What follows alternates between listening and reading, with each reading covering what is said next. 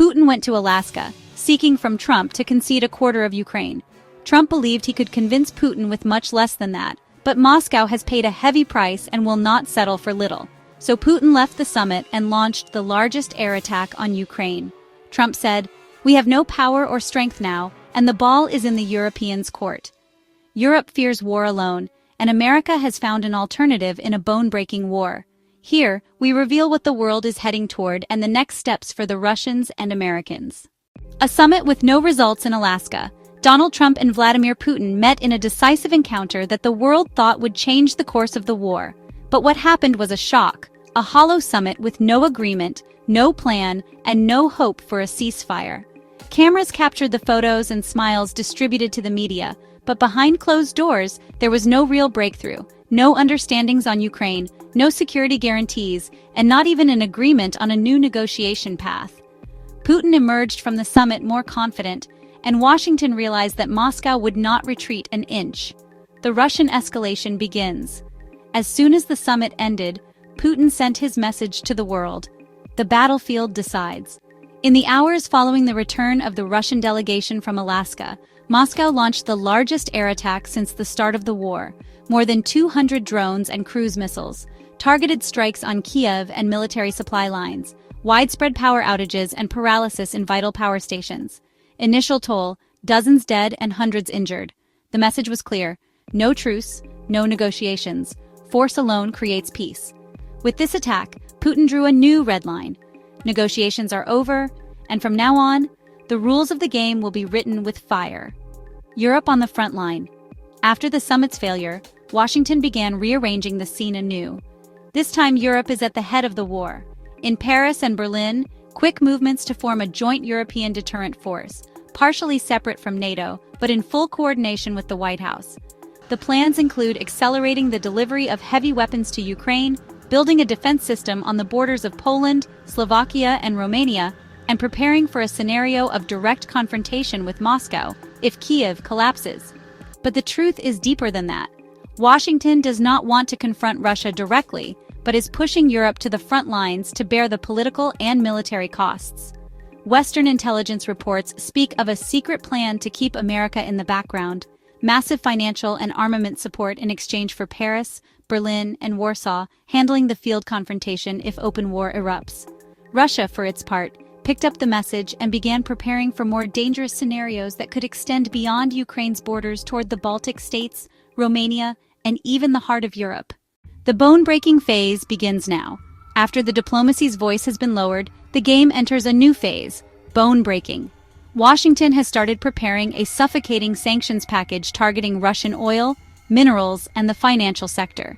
The European Union is moving in parallel to impose harsh economic measures, including confiscating frozen Russian assets and using them to finance the war, expanding the sanctions list to include banks and strategic industrial complexes.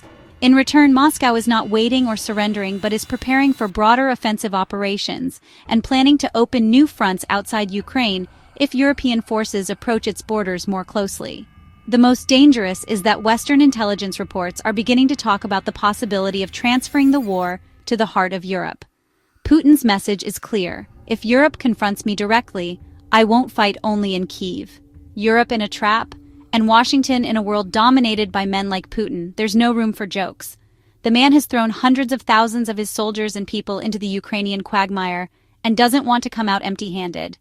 On the other hand, America under Trump's selfish rule will not lose a single soldier's fingernail for the Ukrainians and Europeans, but it may throw its weapons into the old continent to handle the task.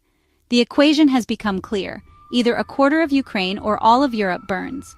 Russia has already paid the price, while Europe has no choice but to ransom itself with the Grey War.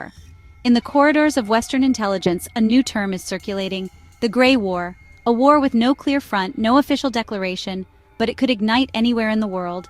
Leaked secret reports speak of a multi-track Russian plan to respond to any direct confrontation with Europe. 1.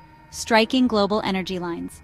Moscow is studying targeting oil tankers in the Gulf and shipping lanes in the Red Sea and the Suez Canal. Any disruption here means paralyzing the European economy and raising energy prices to record levels. 2. Igniting Middle East fronts. Encrypted messages pass through Tehran and Sana'a to Moscow's allies in the region. The likely scenario, opening a pressure front against American bases in the Middle East. The goal, forcing Washington to disperse its forces away from Europe. 3. Strategic cyber attacks. Research centers in Brussels and Washington warn of the largest Russian cyber penetration operation in history.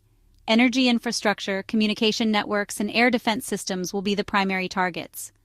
4. Non-traditional operations deep inside American territory. Leaked intelligence reports speak of increasing activity by special units linked to Moscow in Latin America. The undeclared goal, approaching the southern flank of the United States to disrupt the Trump administration and distract it from Europe. Putin realizes that confronting Europe alone could be costly, but if Moscow decides to move the battle outside the continent, the whole world will pay the price. The moment before the explosion, all indicators say we have entered a new phase. No negotiations, no truce, no red lines. Politics has failed, and the battlefield is the master. Washington writes the plan, Europe enters the confrontation, and Russia prepares to respond everywhere. The world stands on the edge of the most dangerous confrontation that could erupt in the new century. Ukraine is no longer the story. The battle has exceeded its borders, and the bet is now on the future of the global order. Either Moscow breaks, or Europe breaks. But what is certain is that what is coming will not resemble what is past. We are facing decisive days, either a return to the negotiation table under new terms, or a slide into an open clash that could change the world's map for decades to come.